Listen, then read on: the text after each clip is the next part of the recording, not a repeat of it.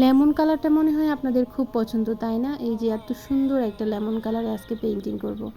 আর এটা একটা কাস্টমাইজ কাজ ছিল। লেমন কালারে কাঠগোলাপ ফুল আগে এঁকেছি আর নীল কালারে কদম ফুল আগে এঁকেছি। তো একজন আপু আমাকে বলল, আপু নীল কালারের কদম ফুলগুলো কি এই লেমন কালারে দেওয়া যাবে?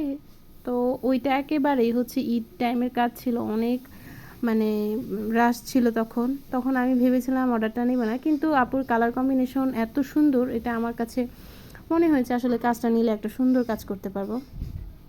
দেখা যায় কাস্টমাইজ কাজগুলো এরকম হয়, অনেক সময় আমার পছন্দ হয় না, তবুও করতে হয়। অনেকেই হচ্ছে কালার কম্বিনেশন বুঝে না, জাস্ট নিজের পছন্দের কে মানে গুরুত্ব দিতে যায়, হচ্ছে অনেক সময় উল্টাপাল্টা রং কম্বিনেশন করে। সেটা আসলে হচ্ছে পেজের ক্ষেত্রে একটা ব্যাড ইম্প্যাক্টও পড়ে। অনেক সময় দেখা যায় একজন এমন একটা কালার কম্বিনেশন বললো, সেই কম্বিনেশন অনুযায়ী কাজ করার পরেই কাজটা হচ্ছে ফুটে না, বা হচ্ছে বলে যে আমি সবসময়ই কেউ যখন কালার কম্বিনেশন করে আমি আমার নিজের অপিনিয়নটা জানাই, আপু এই কালারে তো এই কালারটা সুন্দর লাগে না।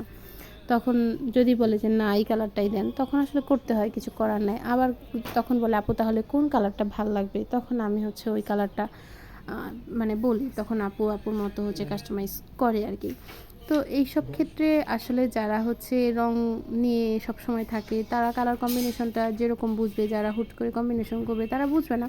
তবে আপুর এই কালার কম্বিনেশনের থিংসটা আমার এত ভালো লাগছে, আমার কাছে মনে হয়েছে যে আপু রং সম্পর্কে অনেক সুন্দর বুঝে, আপুর ধারণা আছে। এই যে লেমন কালারে প্রথমবারের মতো হচ্ছে আমি কাঠগোলাপ এঁকেছিলাম, ওইটাও হচ্ছে একটা আপু কাস্টমাইজ করেছিল। আবার হচ্ছে লেমন কালারের মধ্যে এই কী বলে কদম ফুল আঁকছি, এটাও একজন আপু কাস্টমাইজ করেছে। দুইজনের রুচি মন মানসিকতা অনেক সুন্দর দেখলাম, যাই হোক।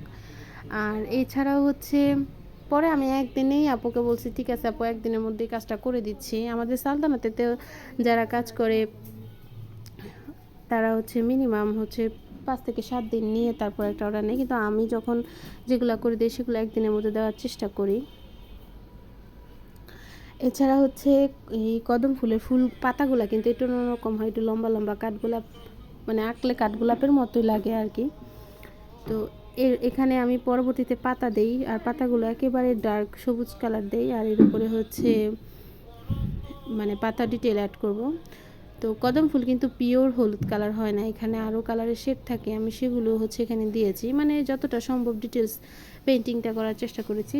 যদিও মানে খুব দ্রুত কেউ ডেলিভারি চাইলে এত ডিটেলিং করে কাজ করা সম্ভব হয় না, কিন্তু কদম ফুলের বেসিক কাজগুলো না করলে তো ফুলটাই ফুটবে না, একটা ফুল ফোটাতে অনেক কষ্ট।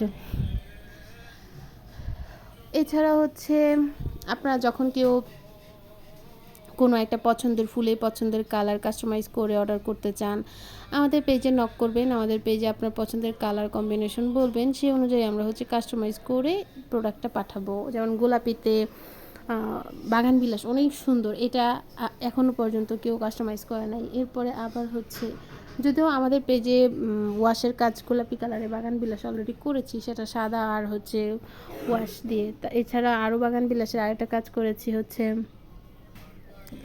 নীল আর হচ্ছে সাদা কম্বিনেশনে। তারপর আবার লেমন কালারেও হচ্ছে, লেমন কালারে আমি যে কয়টা কাজ করেছি সবগুলো অনেক সুন্দর ফুটেছে। এটার সেকেন্ড পার্টের ভিডিও দেখবেন।